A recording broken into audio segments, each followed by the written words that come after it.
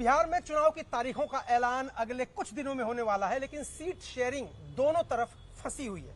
खासतौर से महागठबंधन में, जहां पर विकासशील इंसान पार्टी यानी वीआईपी भी एक बड़ी संख्या में सीटों की मांग कर रही है। हमारे साथ सन ऑफ मल्लाह और वीआईपी के संस्थापक मुकेश सहनी जी। मुकेश सहनी जी, न्यूज 18 इंडिया पर आपका स्वागत है। पहला सवाल मुझसे यह है कि सीट शेयरिंग आप लोगों की हो क्यों नहीं पा रही, समस्या कहाँ आ रही है?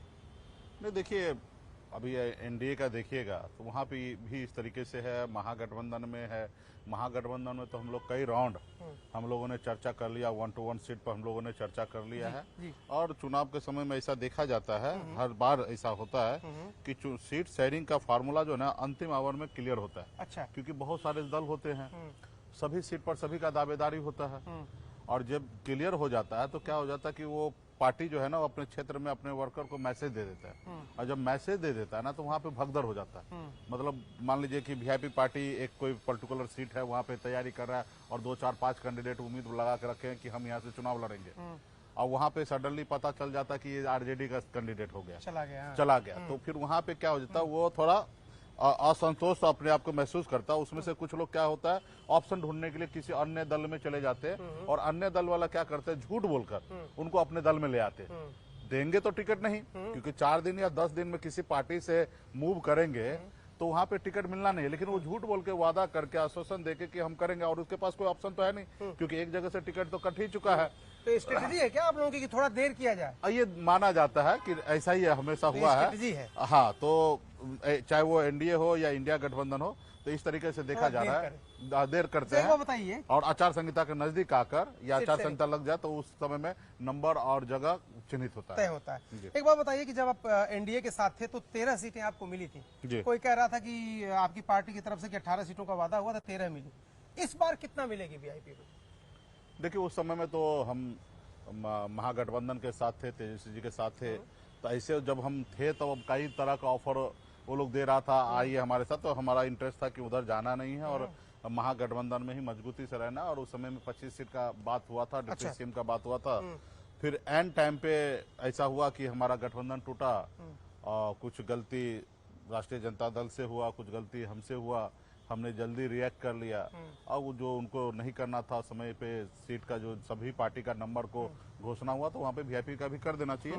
तो फिलहाल गलती होने के कारण गठबंधन टूटा, और टूटने के बाद हमारे पास कोई ऑप्शन नहीं था। मेरे पास एक ही रास्ता था, 243 सीट लड़ना, और हमने देखा कि हमारी 243 सीट का तैयारी है नहीं, हम किसी को हरा सकते, जीत नहीं सकते। तो फिर ऐसे जगह पे भारतीय जनता पार्टी के तरफ से हाथ बढ़ाया, और हमें लगा कि ठीक है, जाना चाहिए।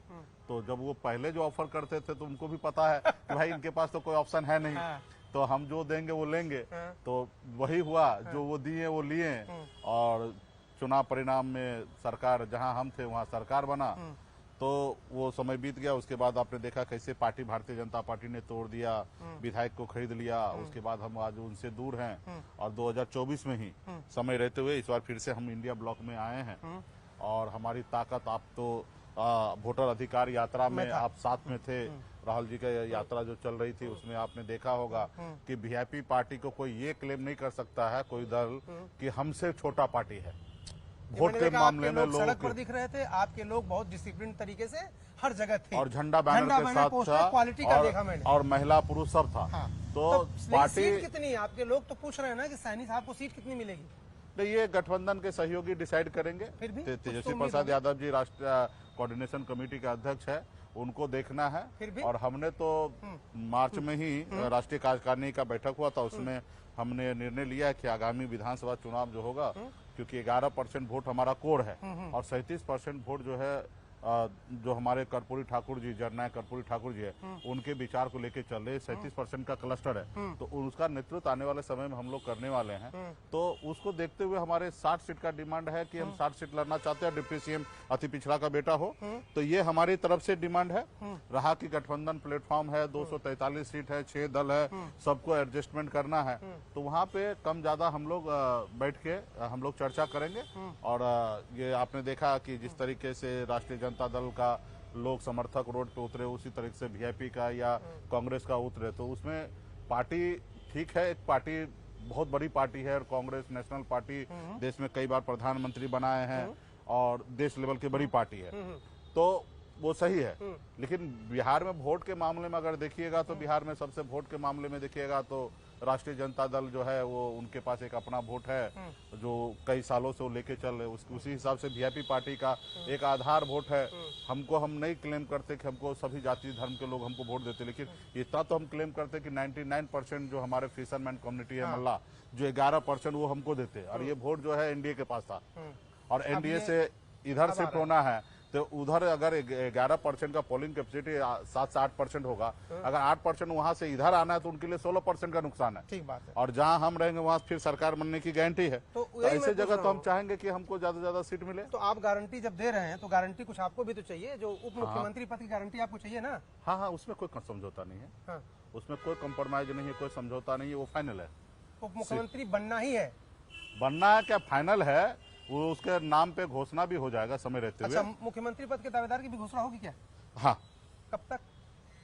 बहुत जल्दी, मतलब हमको लगता है सीट शेयरिंग सब के समय में ही ये भी फार्मूला क्लियर हो जाएगा। सीएम तेजस्वी प्रसाद यादव जी के नेतृत्व में चुनाव होगा, डिप्टी सीएम वीआईपी पार्टी का होगा, और कौन सा पार्टी कितने सीट पर लड़ेंगे उस पर चर्चा होगा। मतलब ये तय है, न्यूज 18 इंडिया पर मुकेश सहनी साहब कह रहे हैं कि मुख्यमंत्री पद के दावेदार तेजस्वी यादव और उप मुख्यमंत्री पद के दावेदार वो खुद है। तो एक सवाल मेरा यहाँ पर ये भी आपसे जरूर होगा कि जो सीट शेयरिंग की बातचीत हो रही है, अब 60 सीट आपने कह दी, अब कांग्रेस ने तो कहा कि सबको अपनी अपनी सीटें कम करनी पड़ेंगी, तो आप ही के लिए कम करने के लिए वो कह रहे हैं। लेकिन फिर भी जिताऊ सीटों के लेके बड़ा झगड़ा है, कौन अच्छी सीटें पा जाए, उसका भी कोई क्राइटेरिया कि हमें यही सीट चाहिए? नहीं, देखिए बिहार में 243 सीट है और 243 सीट सब अच्छे हैं। सिर्फ जरूरी है आपकी अच्छी तैयारी होना चाहिए और अच्छे कैंडिडेट होना चाहिए, क्योंकि बिहार में अभी भी जाति आधारित राजनीति होता है। तो समीकरण आपको मैच करना पड़ेगा। ये नहीं कि है समीकरण किसी और का, उसका खाना छीन के किसी और को दे दीजिएगा तो निश्चित तौर पर वहां पे हारिएगा। ठीक है, ये नहीं कि आरक्षण के दायरे में जहां खास करके पासवान हो या सदा हो या राम हो, सिर्फ उन्हीं को सुरक्षित सीट पे देना, ऐसे नहीं है। बहुत ऐसे सीट है जहाँ पे पासवान का संख्या अन्य जाति से ज्यादा संख्या है, आप वहाँ पे उनको दे सकते हैं सीट। जब वो देंगे तो निश्चित तौर पे आपका सफलता हासिल होगा। देखिए बारिश भी आई है, तो मुकेश सहनी जी, बारिश तो जो आप सना मल्ला अपने आप कहते हैं, आपके लिए तो बड़ी शुभ है ये। जी हाँ, मेरे लिए शुभ है। मैं तो गंगा पुत्र हूँ, और गंगा पुत्र तो खास करके आप समझ ही सकते हैं कि नदी तालाब और गंगा माता के गोद में हम लोग जीविका का सबसे बड़ा साधन आपकी कम्युनिटी के। तो ये बारिश भी देखिए बीच में आई है दर्शकों। तो एक और सवाल मैं आपसे पूछना, तो नीतीश कुमार को लेकर के काफी बातें हुई। मुकेश जी आप इधर आ सकते हैं, आइए। नहीं, यहाँ से नीतीश कुमार को लेकर काफी बातें हुई, आपका क्या मानना है कि नीतीश कुमार इस समय जो मुख्यमंत्री के पद पर हैं एकदम सही है, सही फैसले ले रहे हैं? क्योंकि बहुत लोग आरोप लगा रहे हैं कि उनके स्वास्थ्य को लेकर के नहीं, इस चीज का तो दिक्कत चिंता हम लोगों को भी होता है, क्योंकि नीतीश जी अस्वस्थ हो चुके हैं और इस उम्र में हर किसी के साथ ऐसा हो सकता है। और आपने हाल फिलहाल में आपने घटना देखा होगा, चाहे वो विधानसभा में हो या जिस तरीके से एक्टिविटी है, तो इससे जग जाहिर है कि नीतीश जी का तबीयत अस्वस्थ है। और हम लोगों का तो उनके परिवार से, उनके नज़दीकी लोगों से एक ही आग्रह होगा कि नीतीश जी को स्वस्थ करें, उनका सही उपचार कराएं। बाकी अभी जो बिहार में उनके अस्वस्थ होने के कारण बिहार में देखिएगा तो बहुत सारे गलतियां, बहुत सारा भ्रष्टाचार, बहुत सारा जो चीज नहीं होना चाहिए उस तरीके से हो रहा है। और ये नीतीश कुमार जी अगर फिट रहते तो बर्दाश्त नहीं करते। अभी आपने देखा होगा 2020 का सरकार बना और उनके एक मेवालाल चौधरी जी शपथ लिए मंत्री का, और शपथ लेने के बाद तुरंत उनके ऊपर यूनिवर्सिटी का 14 करोड़ रुपया का कुछ घोटाला का नाम सिर्फ मीडिया में आया। और मीडिया में आने से क्या हुआ कि उनको 2 मिनट में उसको इस्तीफा ले लिया गया। मतलब एक दिन भी उन्होंने इंतजार नहीं किया, तभी का तभी उन्होंने इस्तीफा ले लिया। अभी आप देखेंगे कि बिहार सरकार में अन्य पार्टी के लोग, अन्य लोग जो है किस तरीके से आरोप लगा रहे हैं। मैं वही कह रहा हूं, प्रशांत किशोर ने जो आरोप लगाया है, तो अब उनकी खुद की पार्टी बीजेपी के आरके सिंह केंद्रीय मंत्री रह चुके, गृह सचिव रह चुके, वो कह रहे हैं कि सम्राट चौधरी को इस्तीफा दे देना चाहिए, या तो सामने आकर के जवाब दे या फिर मानहानि का मुकदमा कर दे। सही बात है। मंगल पांडे जी के ऊपर आरोप लगा, सम्राट चौधरी के ऊपर आरोप लगा, अशोक चौधरी जी के ऊपर लगा। तो ऐसे जगह पे नीतीश कुमार जी कुछ नहीं कर पा रहे हैं। ठीक है, अगर वो अस्वस्थ होते तो निश्चित तौर पे इस्तीफा ले लेते। और अभी जो जिस तरीके से लॉ एंड ऑर्डर हो, जिस तरीके से ब्लॉक में जाइएगा भ्रष्टाचार है, एक पेपर बगैर पैसे का नहीं लिया जाता, जमीन का मोटेशन आपको कराना उसके लिए 50,000 1 लाख का घूस देना पड़ता। तो ब्यूरोक्रेट जो है ना हावी हो चुका है, और ब्यूरोक्रेट जब हावी होता है तो इस तरीके से करप्शन बढ़ जाता है। फिर आखिरी सवाल चलते चलते आपसे मुकेश सहनी जी, सेट डिजाइन करते करते आपने बिहार की पॉलिटिक्स डिजाइन करने का ठान लिया।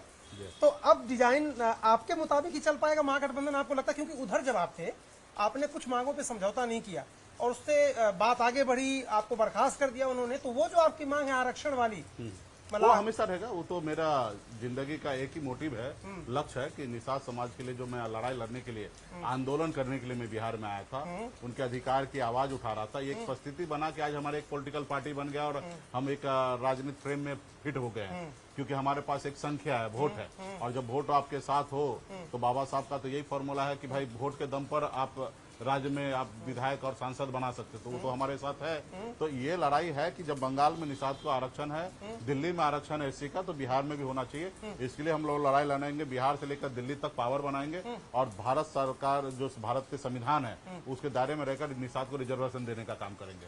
देखिए, वीआईपी पार्टी के संस्थापक मुकेश सहनी कह रहे हैं कि दो बातों पर समझौता नहीं होगा। सन ऑफ मलाह को उप मुख्यमंत्री पद देना ही होगा, वो तय है, उसमें कोई बातचीत की संभावना अब नहीं। और दूसरी बात, जिस वजह से उन्होंने नीतीश कुमार से एक तरह से हेड ऑन लिया, निषाद आरक्षण जरूर वो पूरा कराएंगे, वरना इस सरकार का हिस्सा नहीं रहेंगे। इस हद तक जा सकते क्योंकि एक गठबंधन वो इस मसले पर छोड़ चुके हैं।